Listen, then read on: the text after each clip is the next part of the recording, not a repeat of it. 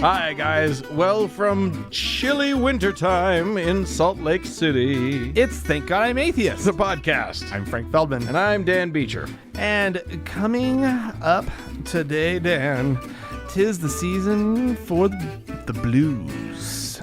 Indeed. And we're not just talking about the musical stylings. Yeah, no. Nope.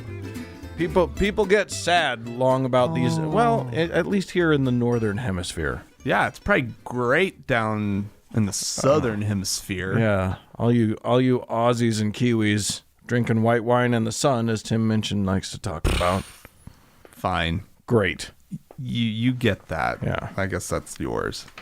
But before we get to all of that, that uplifting talk about depression, I'm going to start with my Christmas themed story. Great. Dan, because the other ones are decidedly not Christmas themed. Okay. Not even in the slightest. You'll be glad to hear, Dan. You'll be glad to hear. You'll be glad You hear what to I- hear. See? Oh, Dan. It's Yule. You're a card. I am. A little piece of a little relic Okay. of a time gone by has made its way back to its rightful home. Oh, good. That's right. A fragment of Jesus' manger has arrived in Bethlehem. What? A holy relic. It was a holy relic. Dan. I smell a rat. No, not at all. You smell a little piece of wood encased in a giant, you know how they do. Oh, right? yeah. It Those reliquaries. has like a base of like a chandelier. It's ornate and crazy. It's And it probably goes- got gold and glass yeah, and filigree, and it Yeah. goes up. And then it has like this crazy giant Baroque, Rococo, whatever sort of frame. Just crazy. And in a tiny little glass window in the middle, there's a little piece of wood. And that's what has made its way back to Bethlehem from Rome. Oh, wow. The Pope has actually let this little piece go. This cherished piece. I mean, this is a get, okay? yeah. The piece of the manger. Of the manger. What does that even mean?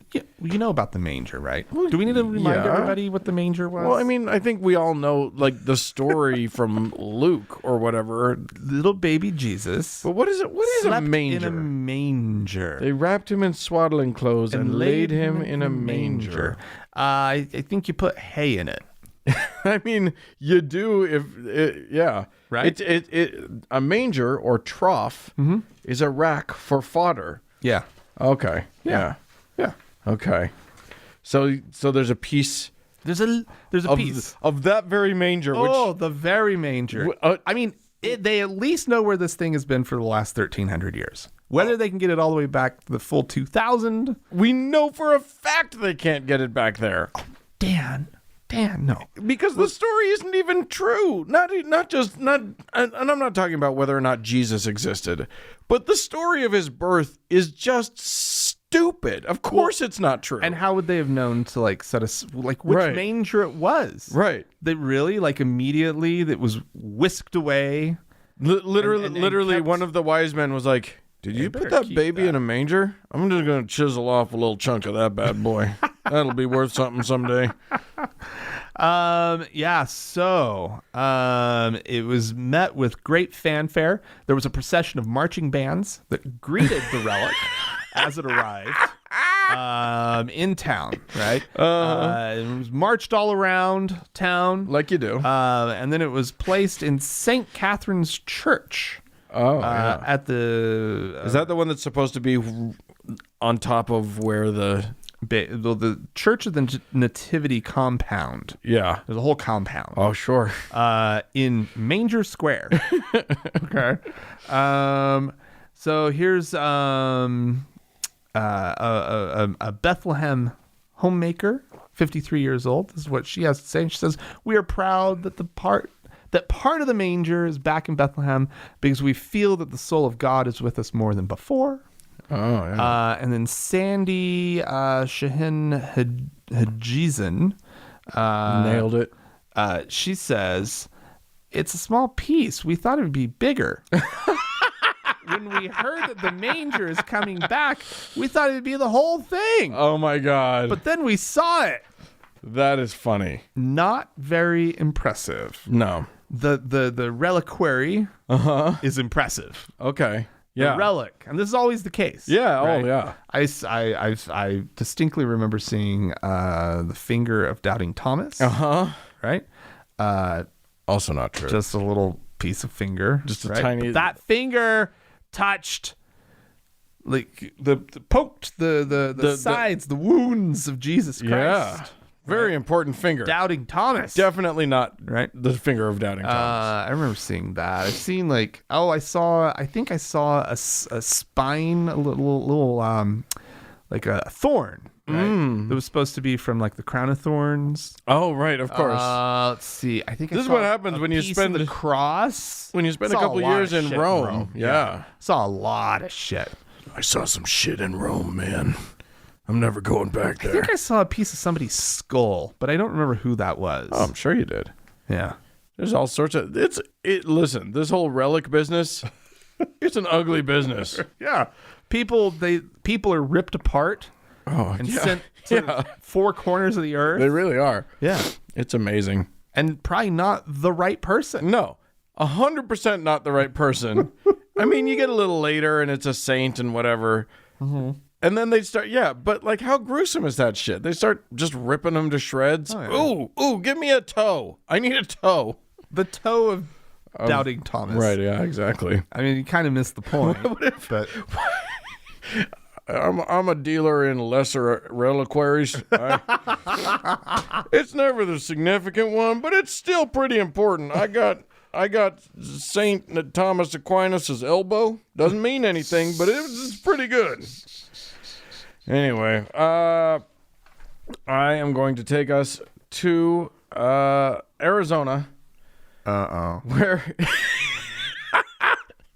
Yeah, that's correct. On this show, there's never the mention of the name Arizona without there being an uh-oh about it. How did that happen to you, Arizona? Arizona, what are you guys up to? What is going on? So get your acts You should together. be so great. Yeah, really. You really should. Really. You got that canyon, that big Grand Canyon. It's Yeah. right in the name, for Christ's sake. You've got a whole state between you and Texas. You guys should be fine. You're right next to California, for God's sake. Everything should be okay over there. Yeah. But it's not. Not. Oh, God. Anywho, so there was this is the story of a chaplain in a jail, which is not necessarily a great thing. This chaplain was in a women's jail, and he apparently used his position to molest several of the inmates. This particular chaplaincy apparently he had the power to these women were not allowed to not go when he summoned them. Oh, God. The lawsuit or he has now pled guilty to this, so he definitely did it. Now he's trying to get a plea deal going. Apparently one of his accusers, he pled guilty. One of his victims was brought in for Bible study, for private Bible study. That's never a good idea. Can I just make that quick announcement? Private Bible study, one-on-one, always a bad idea unless you're hoping to score with the other person. But yes, so this guy, brought her in. We think she's a young person, a younger woman. Okay. And he, at first it's really creepy. He called her, he said he thought of her as a daughter. And gave her candy, which is apparently something that you don't get in jail. And then he started saying things like "You're beautiful" and "I want to see you in a bikini," and then he forced himself on her, groped her genitals, etc. Oh, God. And she's not the only one. Yeah. So, and he had been given a lot of power and leeway because he had been vetted by anybody? No. Man of God. God vetted him. God himself. God chose him. And I think if there's one thing we can God take called him from the last 40 years, it's that God's chosen men, they're all good men. You're safe. Wait. Why 40 years? Because that's how old we are? No, I was going back. I was trying to sort of approximate when the Boston Globe broke that first scandal. I don't remember when that was. I think we all know. It's been going on for centuries, obviously. Yeah, okay. Yeah. I was just trying to sort of when it exploded. Yeah, I gotcha. Yeah. Now I understand. Anyway, he's a bad guy. I hate stories like that, Dan. I know. I don't. Yeah. They're hard to make fun of. Yeah. It's not great. I mean, that's my takeaway. Here's the thing. It's hard. You can't make fun of it. This is not an easy joke here. Here's a picture of Douglas Packard, who's the former chaplain. He looks like he was a mob enforcer. Oh God, what's up with him? Yeah. Yeah, okay. Definitely don't want to see him in a bikini. No. Anyway. All right, Dan. Yeah. I got a story from Canada. Ontario. Yeah, sure. That's one of the precise. One of the great provinces of home to the Maple Leafs. Yeah. Well, apparently, like we get down on ourselves a lot about the religious nut jobs in this country. Sure. Right. Mm-hmm. And it's always nice. And the Canadians, they are so polite that they've provided us with an example of we don't have to feel too bad. Right? God bless them. America, don't worry, they're saying. We've got our crazies too. It's shit all over. You don't have to feel so bad. Right. The article just describes her as a devoutly religious woman who kept her husband's decomposing corpse in a bedroom for 6 months because she was convinced God damn that it. he would be resurrected. Oh, shut up. Come on. And it wasn't just her. It was also her five children. Okay. And their 7 housemates. And God. they prayed daily for him to live again. Police later interviewed them all, like 2 of the the couple's older children, and a few of the roommates, and they said that they all said they believed that he would be resurrected. So this was like, I don't know why they thought this was going to be the first one where this actually happened, or why they've never seen this work any other time in their life, but this was the time that it was going to work, but they were convinced, Dan. I just love it. You know what? Here's the thing. I respect the hell out of the courage of their convictions. Yeah. They're clearly idiots. Yeah. But I respect the hell out of, because so many people claim to believe that this power exists. Right. No, they gave it a good shot. They really did. They dove in. She kept the door locked in order to keep the children out. Which, just wrap your head around that one for a second. Let's lock this door so the children can't go visit dad, I guess. And they also duct taped the door seams and vents throughout the house in order to keep the smell in the room. Oh, right, because he was decomposing. Yeah. The police, when they discovered the body, it obviously was in a state of decomposition and mummification.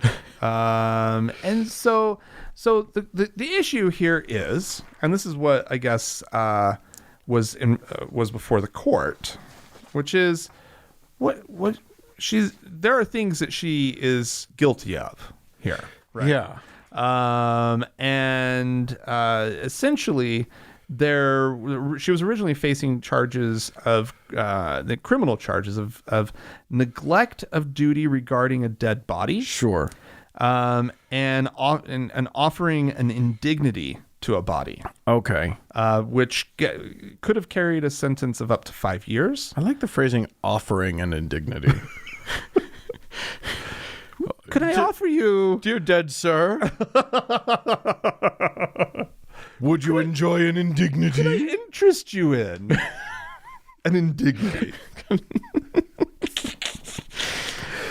You know, Yeah. just all you have to do is just lie here. Yeah, you just lie there. You really don't have to do anything at all. We'll do the rest. I'm going to twiddle your lips like That's a bit of an indignity. I'm just going to do for that a dead person. if you'd enjoy it. If it would The please problem you. is the dead person can't object. Yeah. Anyway, they ended up, she received a suspended sentence and 18 months probation with counseling. She was not charged for the two. She was, for those two things. They ended up actually charging her. It was something along the lines of failure to report a dead body or something like that. I mean, look, if she didn't kill the guy. And she did not. He died of natural causes. He was a diabetic who refused to seek treatment because he was going to pray it away. Right. His foot became infected. Right. And he still believed that God was going to cure him. He slipped into a coma sometime in March. As you do. And then he died sometime before the end of the month. Oh my God. And they honestly thought that, let's just pray. Let's Here's the bring thing. him back. At what point do you ditch the faith? Literally, there's got to be a breaking point. About when the when the sheriff shows up to evict you because you haven't been paying your mortgage. That's when you get. Yeah. That's when you have to face reality. I'll bet you anything, none of this has phased any of their faith. It's like nothing amazes me more than the human capacity to hold on to a system of beliefs in the face of extreme counter argument. You didn't give him enough time. Right? That's what she's like. I need a full year to make sure. This was only 6 months. I only saw, he was only mostly rotted away. He could still have gone full Walking Dead on us. I know we're the lunatics that lived with her. Oh my God.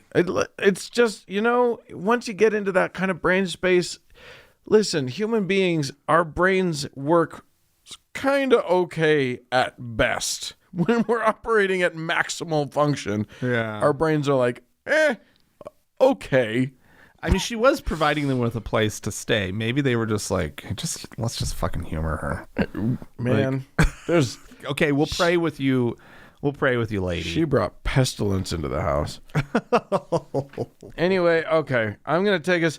You want examples of, you're right to say that it's nice and refreshing to have an example that's not the U.S. being the only place in the world where the crazy happens. It's also nice that it's not only Christians. So I'm going to give you an example of the cuckoo happening in not the U.S., and it's not even Christians. Oh, really? Jewish schools in the UK. Okay.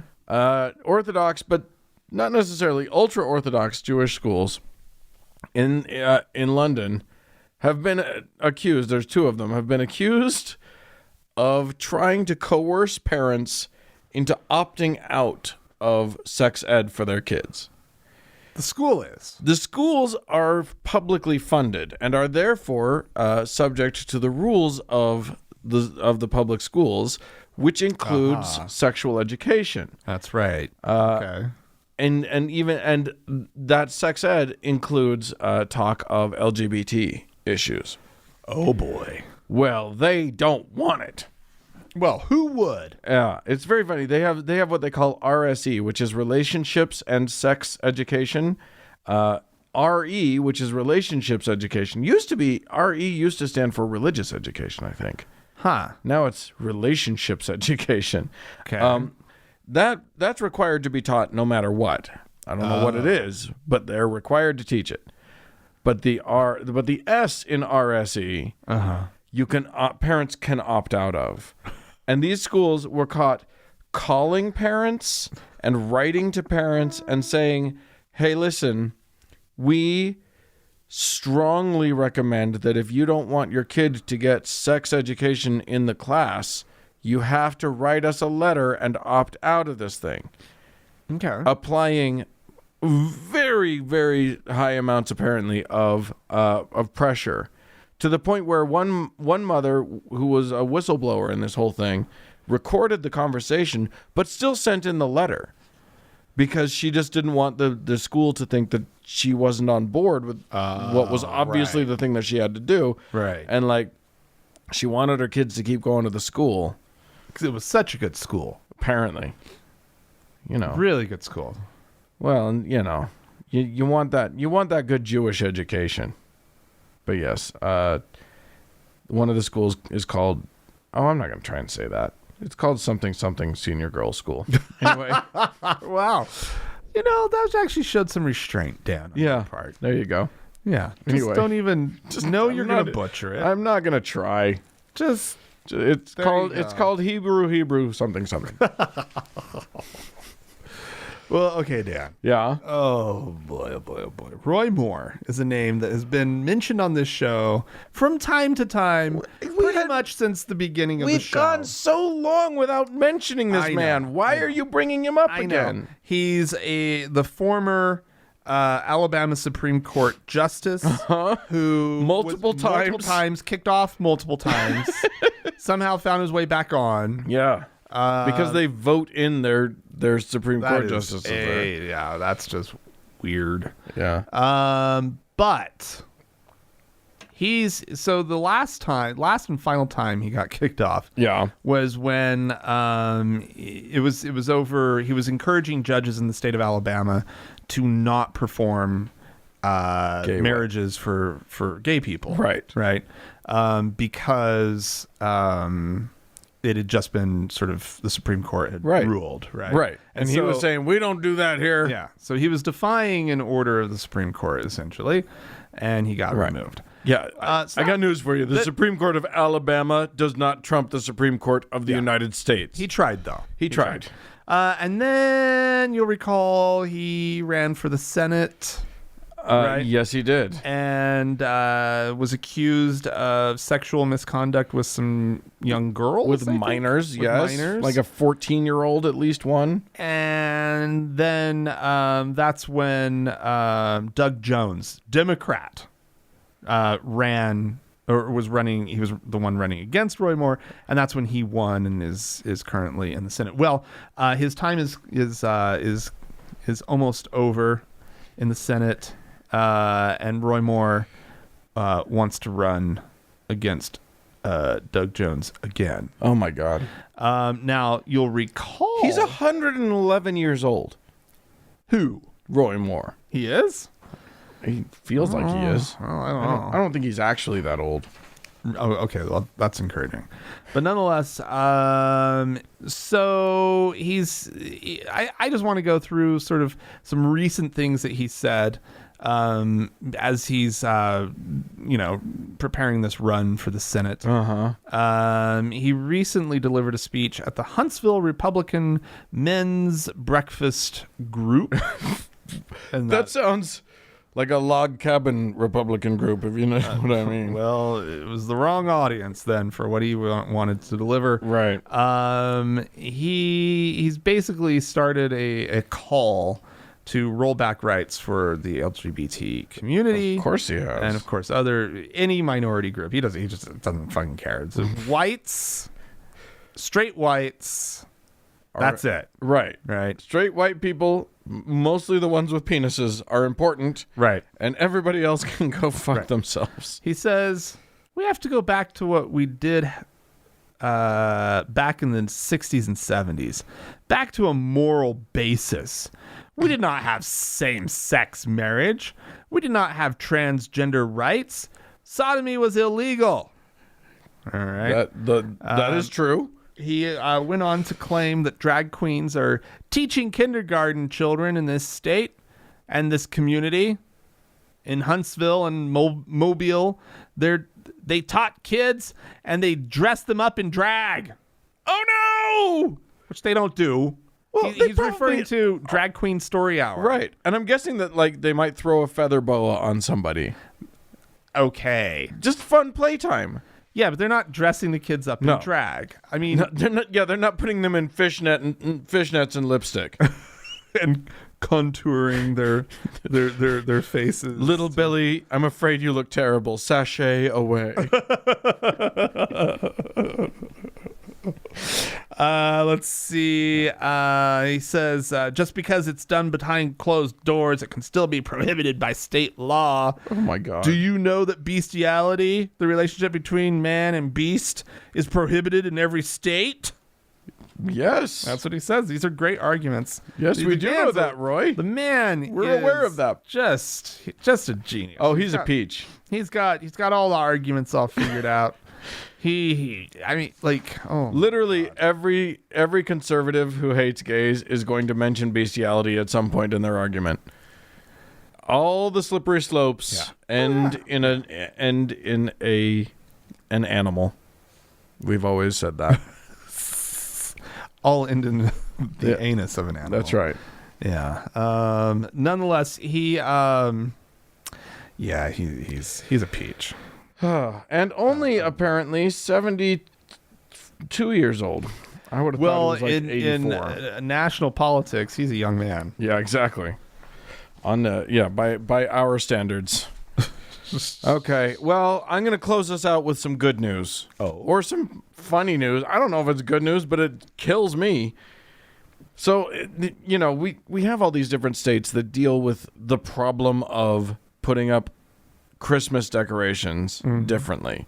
They all want to do it, but there are all these damn liberals who are like, hey, don't prefer one religious tradition over any others. So they all have their own workarounds or whatever.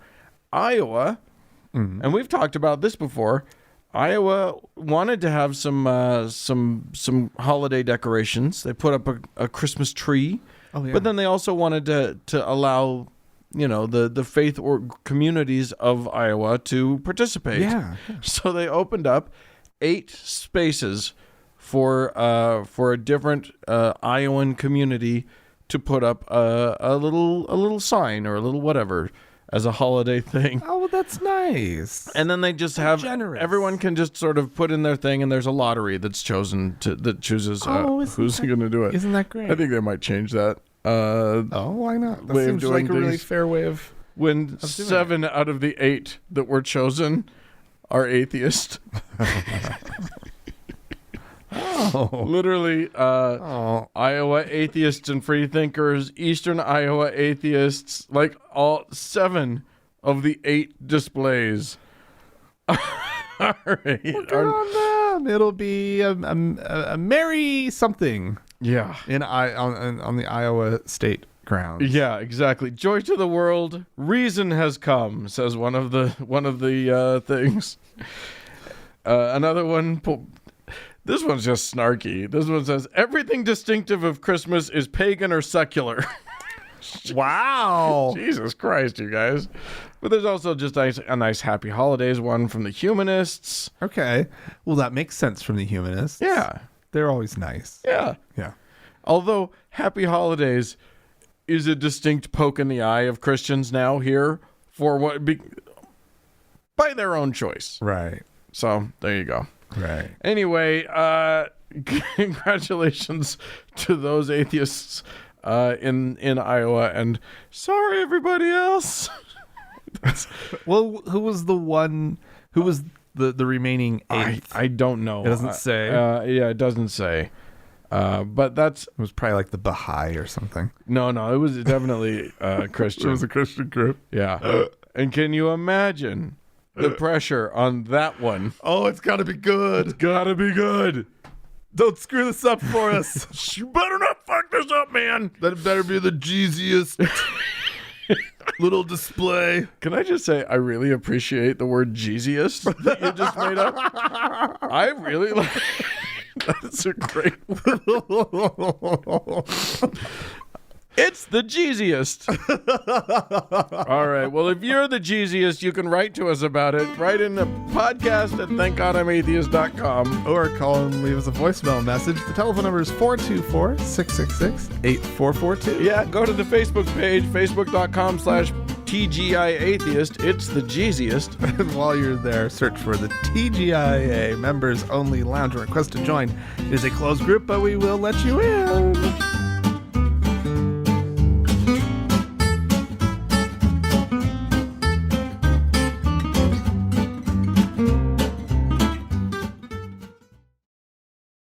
Hey, Dan. Hey. Okay, I just want this. There is it a trigger warning? What is it? The angry man warning? Angry white man warning? Listen, you're about to get yelled at. That's what Frank's trying to say, is that we're all about to get yelled This at. clip, everybody, from Dave Dovenmeyer, Coach Dave. Coach Dave's about to go off the rails. Oh God! And we're continuing on with this whole thing of like anti-Semitism. Oh my God! From the far Christian right. What is going on? Like- They've forgotten that they're supposed to use their inside voices for that. Yeah. Like, don't say the thing out loud. Yeah. But- and then maybe also moderate your volume. Yeah. He's just a gone. little. He goes full Alex Jones in this one. Oh, I miss Alex Jones. The world misses Alex Jones, but at least Coach Dave's trying to pick up the mantle and run with it.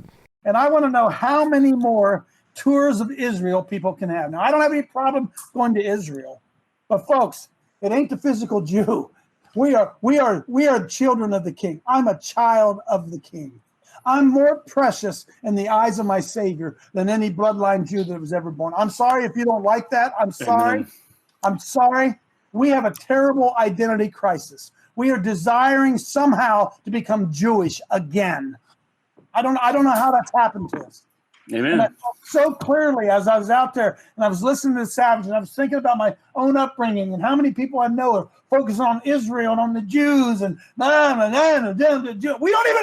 even know who we are.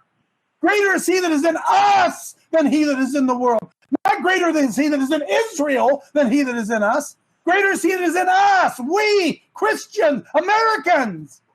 And if we could focus on who we are as children of the King, much of this stuff that we see going on around us would end. If we realize who we are, who we represent, whose voice we are. Sit down today, if you will, turn on some talk radio or whatever, and you just watch how many times you hear about Israel and the Jews. I'm in Galatians 3. We got an identity crisis, my boys. See, the Jews should be begging to become Christians. The Jews should be begging to be like us. And we can't wait for us to be like them. And we want to go be God's chosen people. Dude, you already are. You already are. Walk it out. Nothing special about a Jew. Amen. How do you know that? I'm going to read it to you. Read How it. many times does it have to be read to you till you understand? And I was saying before we went on the show, if you were on a desert island and a Bible was dropped down by a helicopter onto your lap and you'd never read it before and you picked it up and read it, you would not find what we see in American Christianity today. You wouldn't find it. We're consumed with it. Yeah, I'm hot. Catch my breath here. Amen, Coach. I'm on it, man, Randy. I'm on it. I don't care. I don't care who I tick off. I don't Yes, care. sir. Huh? Come on, man. The Jews we're supposed to make them jealous. They're supposed to be jealous of us. And everywhere I look, it's Jew worship. I'll say, Coach, are you anti-Semitic? You're an idiot. You're an idiot if you think that. I am Semitic. You are too. It's lies, all lies. And the church gobbles it up and gobbles it up because we don't know who we are. We're child of the King. Yes, Coach. I'm a child of the King. I'm the prince. Jewish. God, I apologize for how long that clip is, but Oh my God! good Lord, there's just like nothing to cut out. There were a couple moments where I'm like, oh, it could end there, and then all of a sudden he's just like nonsense coming out of his mouth. Oh man, when he started and ended with this whole "I'm the child of the King. I'm a prince. my daddy's a big fat god, and I'm a kid of a god. Don't mess with me. I'm precious." He literally says, "I'm more precious than any than any Jewish person of Jewish bloodline." Yeah. Wow. I mean, he says something like, "There's nothing special about the Jews," and you just hear these other voices, people I guess that are like in some sort of group conversation with him or whatever, and they're like, that's right, and all that kind of stuff. And the way the guy agrees, like, Jews are not special, and the guy's like, yeah. Oh it's my like, God. Okay, man. I mean, I also heard your hood rattling around. Yeah. While you said that,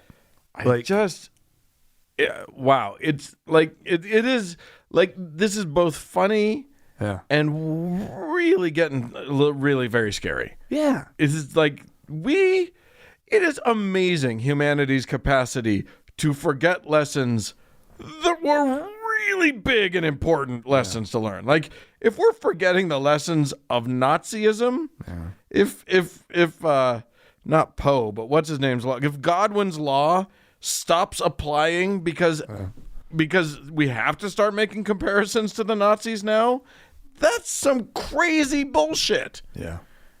No, I mean, like, you texted this to me earlier today, and I was like, what is wrong with the Christian right? Yeah. And your response was, they're Nazis. Yeah. They've decided that was a good idea. Yeah. They've just decided to be Nazis now. And it's like, like, you see clips of Hitler, right? And, he's not speaking English. What? He's speaking sort of this weird angry German thing, right? That he's doing, right? Or as they like to call it, just German.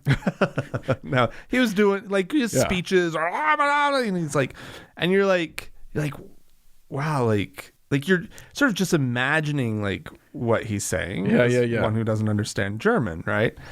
And but you've never heard those words in your own language. Yeah. Right? Not like that, No. right?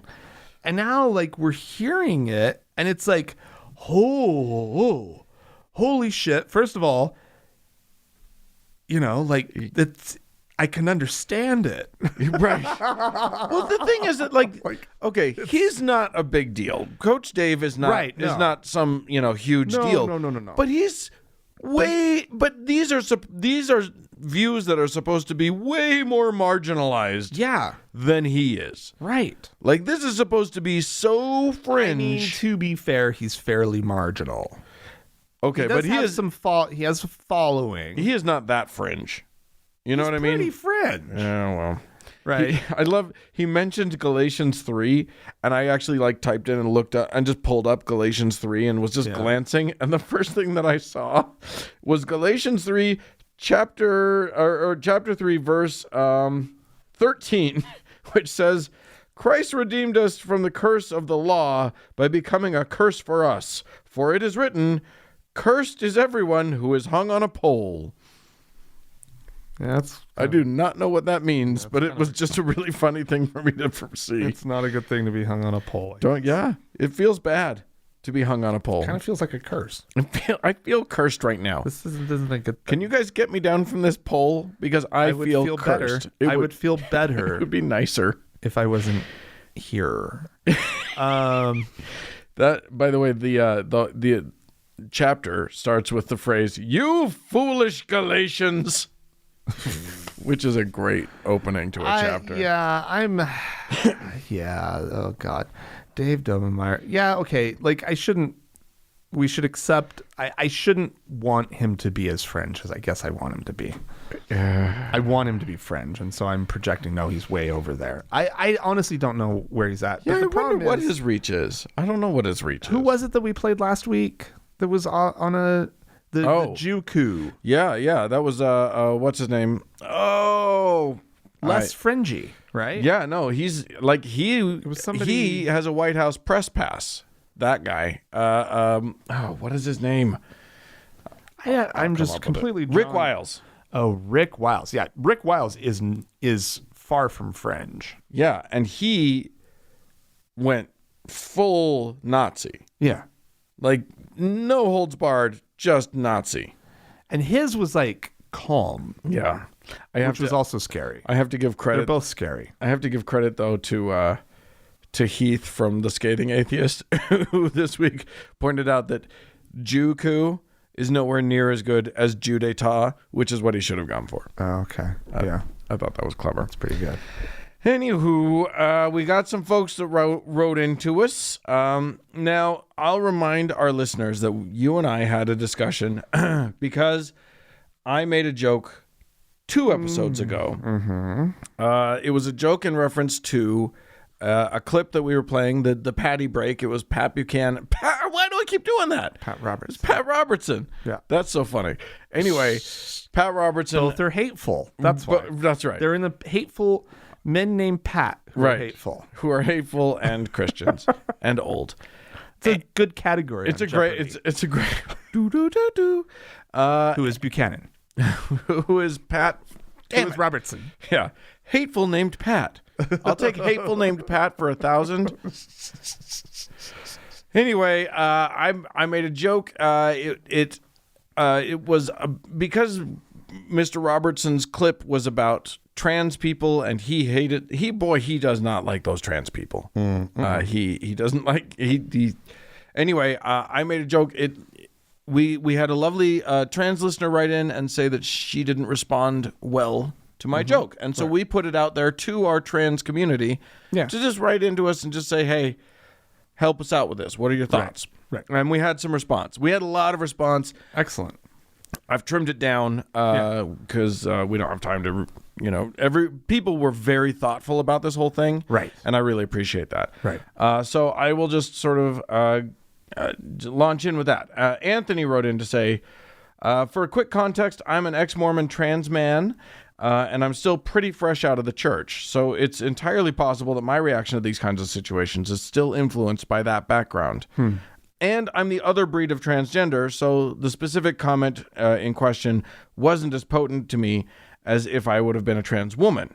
But I'll share my thoughts. I'm a big believer in taking things within their original context. Having listened to the whole segment, I think it's very evident that Dan didn't intend any harm with the joke.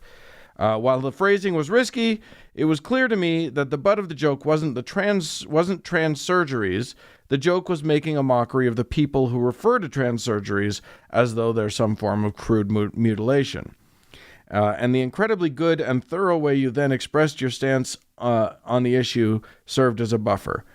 You are undeniably trans-friendly, and the purpose of the entire segment was to defend and validate trans listeners and the trans community in general.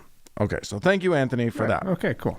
I will remind the listeners that the joke that I made was, as we were introducing the segment, the Pat segment, I was sort of taking the role of a transphobic person, and I said, and I used the phrase, they're cutting off their ding-dongs, and he doesn't know what to do about them. Right. Now, we had no context from the video yet. Right. So I was referencing what was coming up. So that also definitely contributed to this being a problem because it was before we had the context. Right. Yeah. Oh, okay. So I just want to get that out there. You and I sort of discussed that, and that seemed like that was problematic that I had said it before. You used that as the setup rather than having the clip be the setup for the line. Yeah. I don't know how many people would have been better off with it that way, but I don't know. Yeah. Just from listening to it, I was like, oh, ouch. Yeah. Okay. That's that is right out there in front. Yep. Okay. And I thought it was more just part of the post conversation. Yeah, it's hard in my head when I replayed it. It was after. But yeah, mine too, actually. Okay, Eleanor wrote into us. Hi there, Frank and Dan. Oh, okay. It probably doesn't matter. Anyway. Hi there, Frank and Dan. I'm an older trans woman having transitioned 4 years ago. After listening to your ding-dong remark in the November podcast, I feel the mentioning of the removing of one's ding-dongs was more to define the context of Pat the Bigot statement rather than towards the transgender community. It is Pat the Bigot's point of view, which was much more upsetting to me, rather than your own concise abstract of his ill-conceived, selfish, and ill-educated diatribe.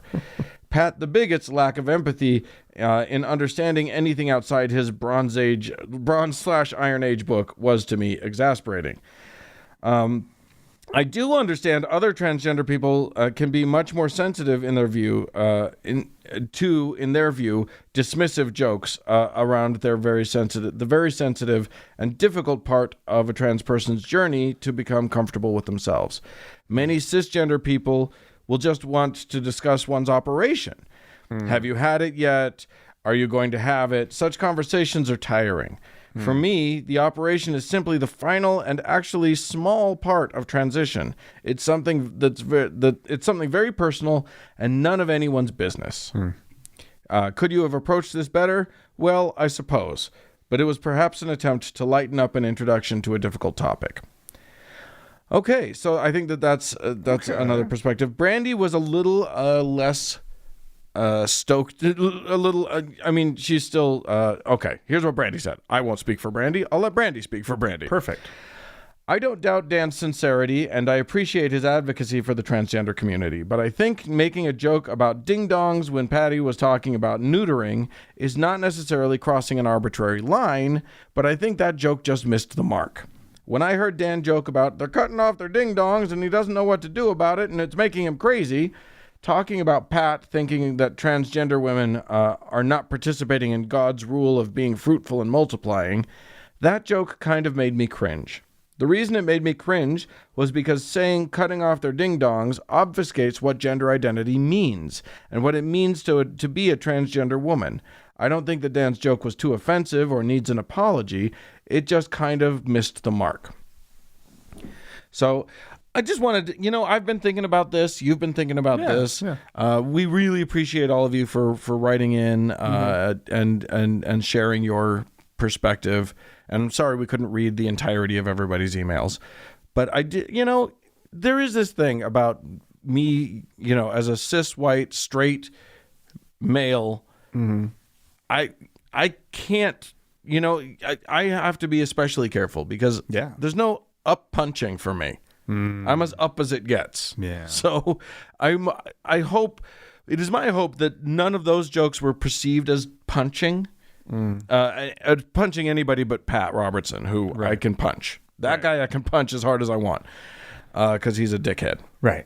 But I can see how, and this is what I've come to, is that to me, this can be very similar to, and you and I discussed this, if I, as a straight man, made a joke, and I'm coming from the perspective of an ally, but I make a joke that uses the word faggot. That's a word that can still have painful feelings, even regardless of the context. Right. It can still be painful and hurtful just to hear it for someone who was abused with that word, as a younger person or even as a current person. So thank you guys for helping me out with this and for for reaching out. Tell us when something hurts. You know what I mean? Like we're still learning. We're still figuring shit out. Right. And we do. And it is the stated policy of the Thank God I'm Atheist podcast to be incredibly trans friendly. Thank you very much. Yeah. Oh, absolutely. Yeah. We love and support our trans community. So we really appreciate you guys chiming in. Yeah. And I don't know. I think we've discussed it. Okay. Nothing, have we? Nothing to add? No, okay. I don't. It wasn't my joke to cisplain away. Okay. So. I don't think I was splaining. I think I was learning. I was just joking. Okay. I was making a joke. Okay. I'm a little sensitive. Okay. I'm not trying to be a dick, but like. I have to be very careful these days. No, I know, Dad. And I do get accused. People get accused of things anyway. Well, okay, because you joke a little fast and loose, right? Yeah. And what we're doing on mic, I think it's easy to get in trouble. Yeah. Yeah, right? we're improving. There's no room to read. There's no other person to read the reaction, and so we just kind of put it out there. Yeah. Right. And sometimes it works, and occasionally it doesn't. Yeah. And then that's just the nature of what we're doing. So so hearing from people when it doesn't work, that's helpful. It's helpful. It's great. Yeah, it's huge. And I feel like this conversation, this is the second week in a row that we've had this discussion, and I think that I would avoid it other than the fact that I think, because people listening probably don't. Well, most of them probably do have a podcast at this point. Everybody has a podcast. But most of these people, most of our listeners don't have podcasts. Oh no. But they go to work, and they're in their lives, and I think we all make jokes. Mm-hmm. And I think this is a valuable conversation for all of us to sort of participate in. Yeah. Like just ways that we can be, because you can still be funny without being a dick to anybody. Yeah. So let's just try that. Oh, all right. We had some other folks write into us. Jesse wrote in to say, on your latest episode, you mentioned speaking to the manager of a store. Oh no, Dan. I said, I want to apply pressure to stores to not allow Salvation Army bell ringers Right. In front of their stores. Yeah. Because that is not a charity. That is a church. Right. And a church with a long history of being anti-LGBTQ. Right. So yes, on your latest episode, you mentioned speaking to the manager about bell ringers. For the love of all that is good, please don't do this. This time of year, that manager has no time to deal with you and has 1,000 other things that they need to be doing. Plus, the decision is made way above their head. Write all the emails to corporate that you want, but don't ask to speak to the manager. Don't be a Karen. Love the show, Jesse. And P.S. Yes, I am a retail manager. Yeah, I mean, look, if it's like a chain, a national chain, yeah, you're right. That decision is not made by the local manager. Right. I still kind of think people should put pressure on them. Oh, damn. Look, Jesse, ruining your day is going to make you more like, if 5 people want to speak to you about this thing, you're not going to have the bell ringer. That's my theory on the thing. Well, but also what's being pointed out. Don't be a dick to the manager. It's a corporate decision. Yeah. I'm saying mostly like, because it's not just corporate places that have storefronts that have these bell ringers. Right. I know. But I think that's a valid perspective. Thank you for writing in, Jesse.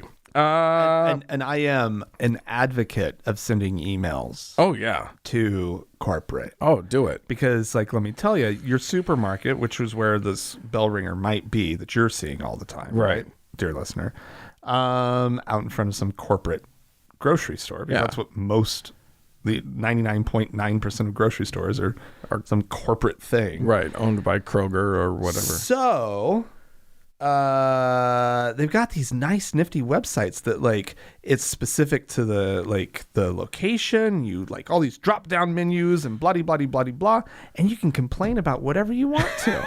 And I do it. Yeah, I know you do. Do it whenever I get a chance. Yeah. Something's not right in that store, I let them know. All right, I believe you. So yes, definitely do that. It's easy. Yeah. They love to hear from you. Oh yeah. And they'll send you some a coupon. some fresh value points.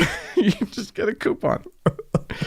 Okay. Sasha wrote in, "Hi guys. I was just listening to the Xmas Wars episode and the great letter from Todd with 3 Ds. As a former Jehovah's Witness, I can confirm that they too took a firm stand against beards. Oh. In line with corporate attire. Yeah. Thanks again for the awesome podcast. It's a pleasure to support you guys. I value every episode. That's nice. Yeah. J-Dubs too, huh? J-Dubs. And then Sasha sent a video, sent a link to a video that was very interesting that talked about how if you look in their magazine, the Lighthouse magazine or whatever. Oh, yeah. If you see faithful members in photographs, none of them will have beards. But often if you see someone depicted who is not of the faith, they have beards. Oh, shush. Well, that's a thing. It's a symbol of evil. Oh, my Frank, God. look at both of us. We're just dirty evil people. Oh, my God. All right. Well, we have some people to thank, and I'm going to start it. Okay. I'm going to launch this off. Phil is a new subscriber over on PayPal. Thank you so much, Philip. I should say Philip. I don't know why I'm truncating the name. There's no indication there that he goes by Phil. Thank you, Philip. Thank you, Philip. All right, and then we have 2 new supporters on Patreon. Okay. We have Bob. I presume they listen. It'd be weird if they were supporting us and not listening. It is possible. It is, to sure. do. Go ahead. But Bob is a new faithful listener of the show. Okay. And we have Nancy, who is a beatified Whoa! listener Love of it. the show. Thank you so much. So thank Nancy. you to the both of you. If you'd like to join these kind folk, you can do so by going to thankgodimatheist.com and clicking on the support tab. We have a campaign going right now where we're trying to go fully listener supported, get rid of the ads, and You could be a part of that. you can be a part of that. You can help us get to this to that point. And as always, we have our top donor, our Lord and Savior, Davis.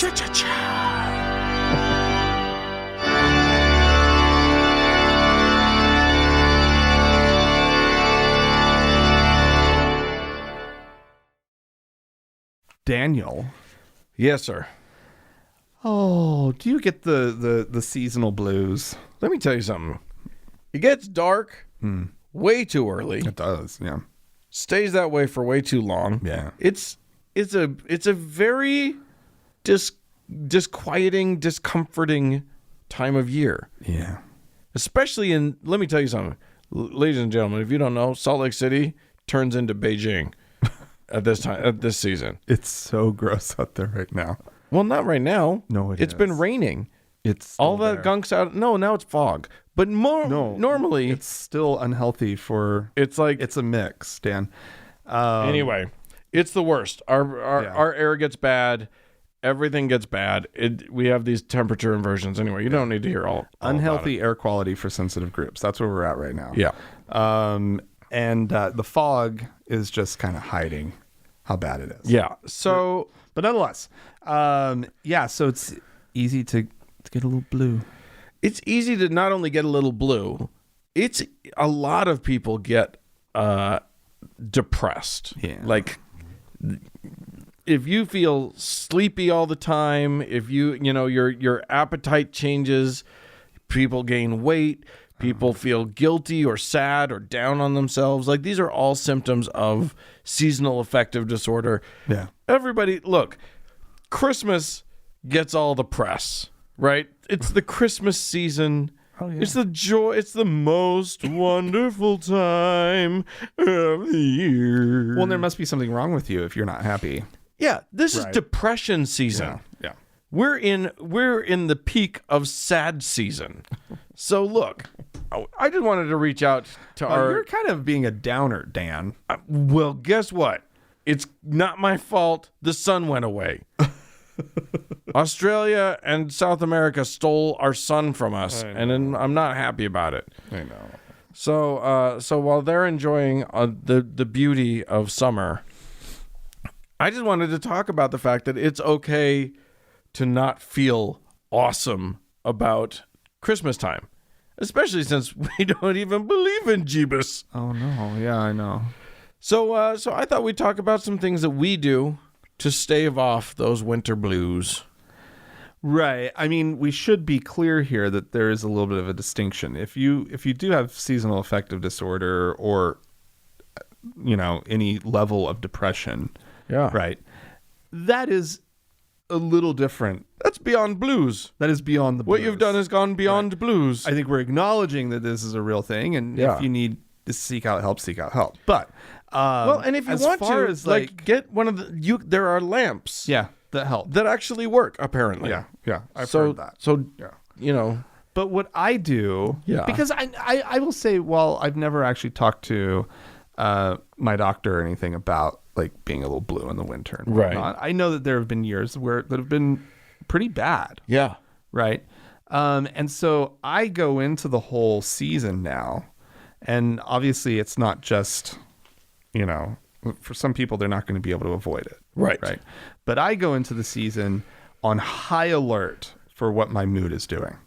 Right. So that I can watch it, and I do things like I try to keep myself occupied. I think that's great. Right. Like I think that's just something that like, and it's just whatever. Right. Right. I've obsessed about a Christmas tree. Right. Right.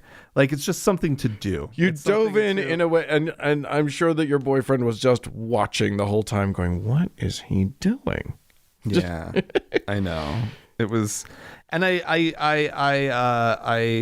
what do you call it? I sort of channeled my mother, who is still alive, but I went full Carolyn, right? Great. And I was working that tree.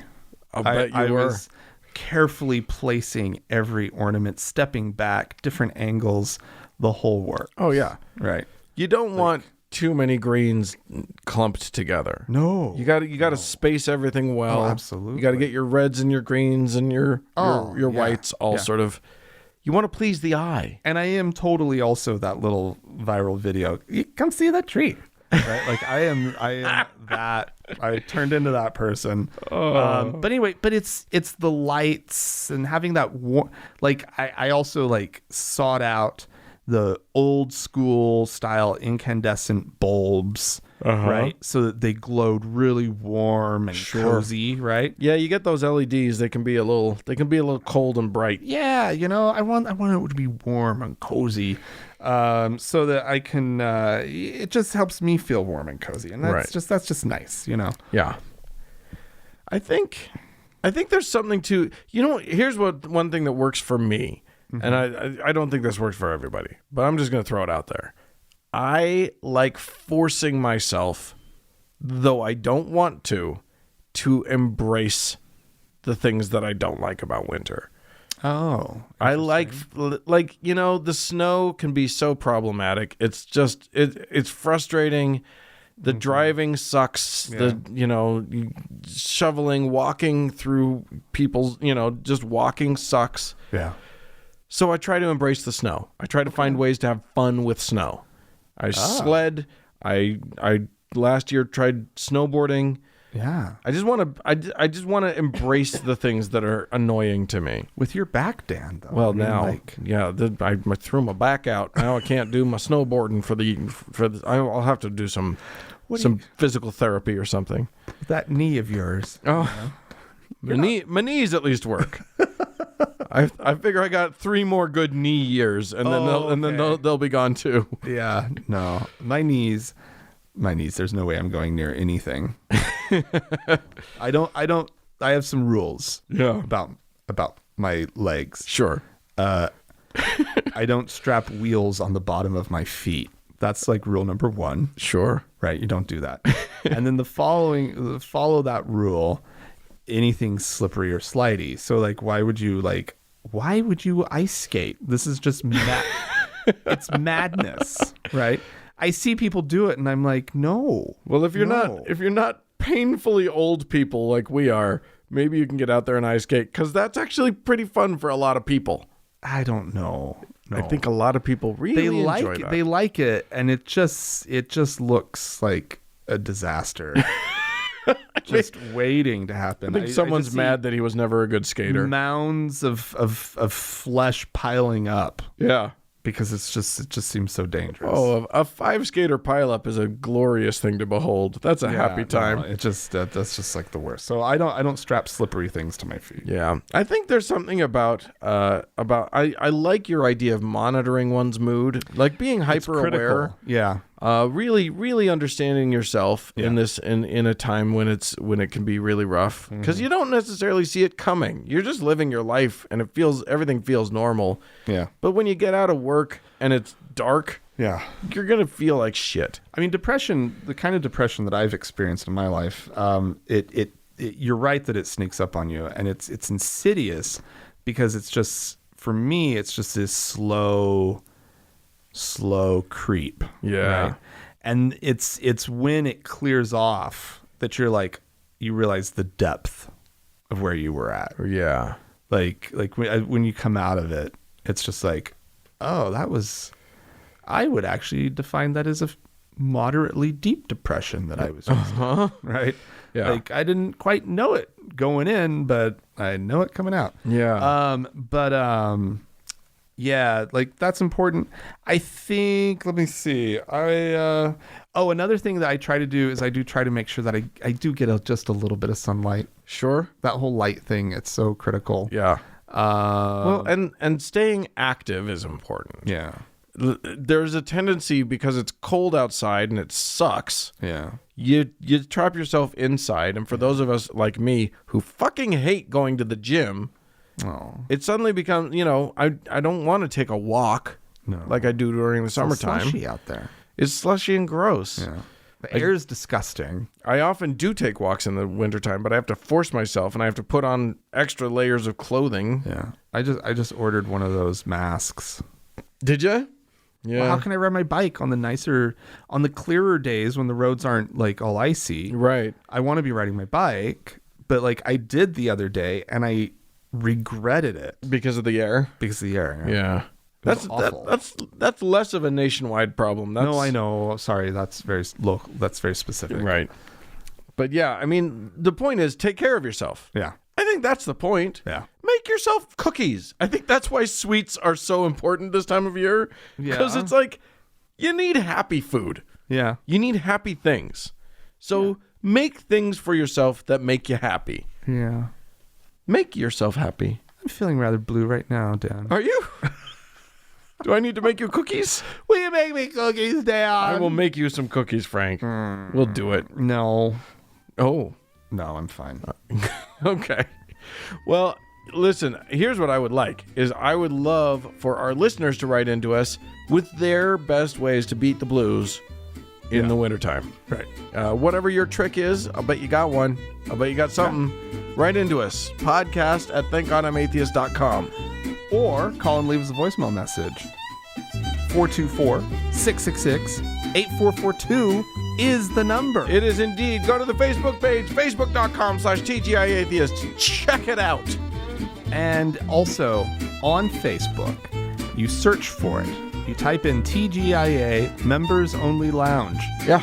Press enter. It comes up. Yeah. Request to join. It's great. We'll let you in. We will indeed. Speaking of the social media, thanks so much to Mackenzie for all of her hard work on the Facebook page. And thanks to Amy and Danny for being the moderators in the Members Only Lounge. And also, big thanks to the Red Rock Hot Club and also to Gordon Johnston for the use of their music. And thanks to all of you for tuning in. Go out there and make some cookies. Bye-bye.